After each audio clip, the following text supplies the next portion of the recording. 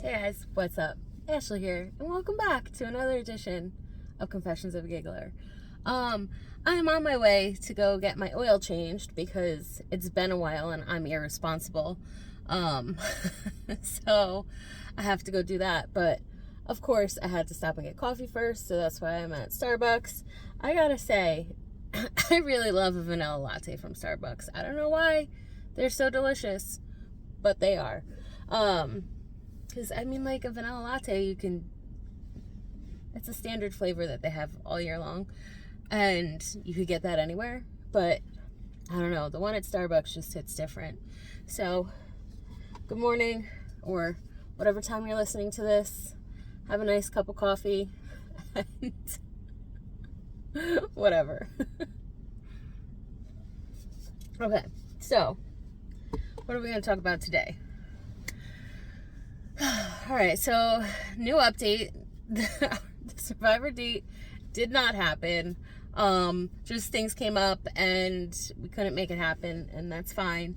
So, yeah. I need to learn how to not freak out is what this video is going to be about. Because like I said last time, I have a very anxious attachment style. And that has nothing to do with this guy, but everything to do with just my whole entire dating history, which is not much, not much at all. And okay, I need to, so there are a lot of people these days, well, not a lot, but there are more and more women who are in their 30s on the internet saying, hey, I've never had a boyfriend, which is true for me as well. And, there was a time that, while it's still rare, I'm sure it was always this way, but people didn't really talk about it because there's a stigma that, if you're in your 30s and you're not in a relationship, then there's something wrong with you. And there really isn't. Sure, there's lots of things wrong with me, but there's things wrong with a lot of people. There's things wrong with everyone. No one is perfect. But it's just, there's all kinds of reasons why you might be single in your 30s. And for people just to be like, oh, there must be something wrong with you is, that's just not true. And it's so good. It makes me so happy that there's so many people coming forward and saying, hey, I think I'm pretty awesome, but I just haven't had a boyfriend yet. And that's fine.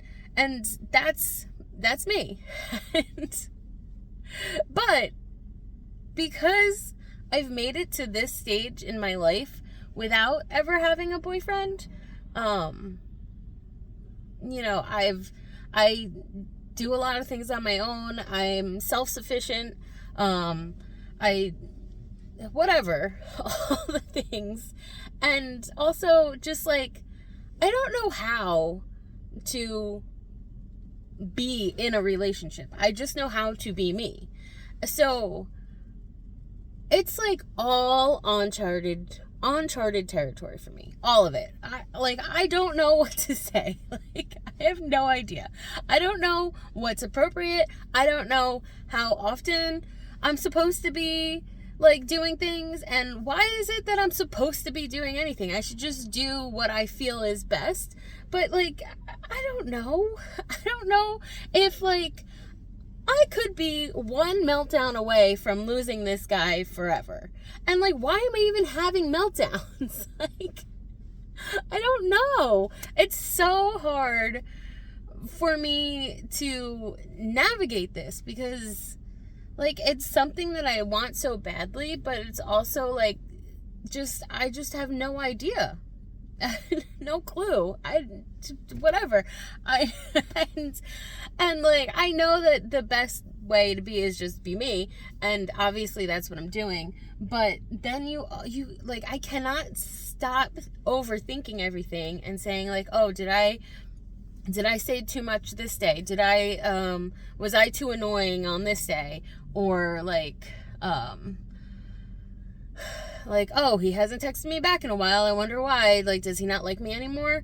And, like, I don't know how to get to normal.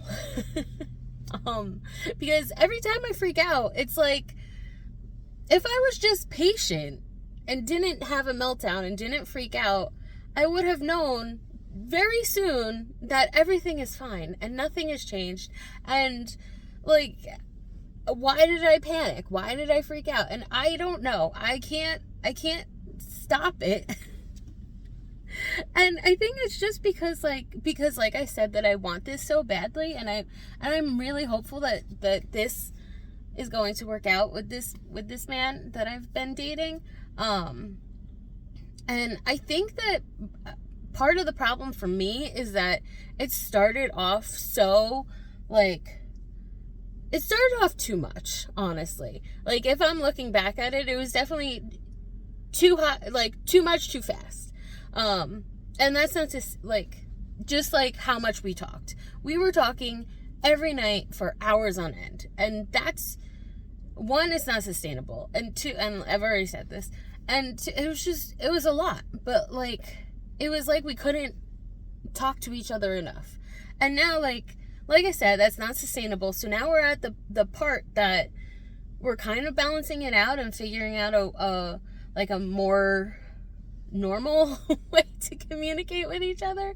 But I can't help but, like, compare it to then. And I'm like, oh, well, why is he not talking to me as much as he was before I went on vacation? And this and that. And I cannot stop doing that.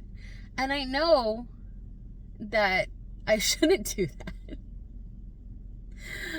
Because I am unnecessarily making myself upset about things that are not true, about things that are, like, out of my control also. And I just, like, I need to find a way to, like, just calm down and take the days as they come and just live in the moment. And, like, it's hard because my opinion could change.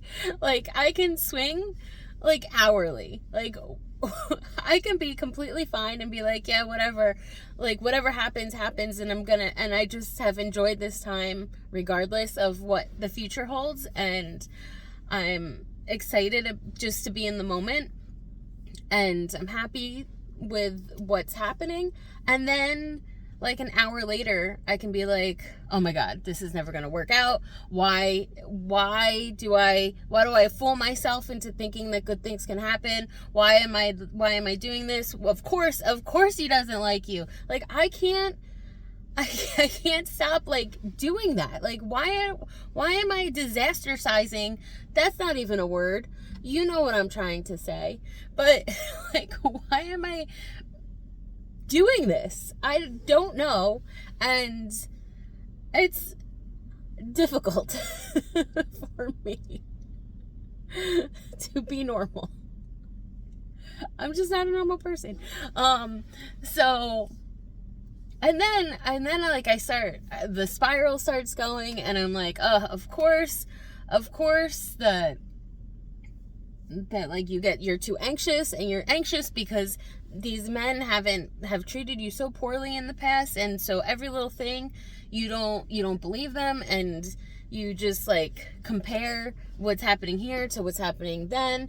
And it's hard not to do that because it's been a long road of really garbage treatment towards me.